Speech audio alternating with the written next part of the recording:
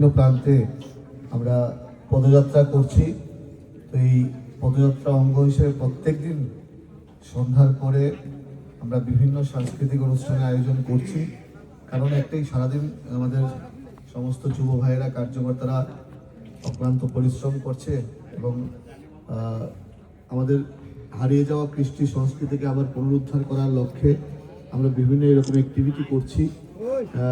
আমরা বনফায়ার করছি, সন্ধ্যাকালীন গ্রামীণ কিছু খেলার বন্দোবস্ত করছি আমরা। তো এটা আমরা আগামী 3 দিন আরও কন্টিনিউ থাকবে।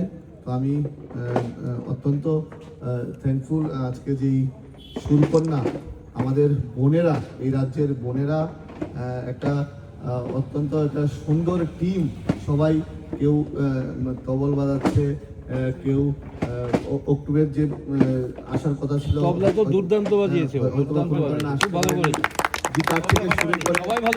কিবোর্ড প্রত্যেকটা, এবং যারা 2 জন ভোকালিস্ট ছিল, খুব সুন্দর, আমরা খুব সুন্দর পারফরমেন্স শুনতে পেয়েছি।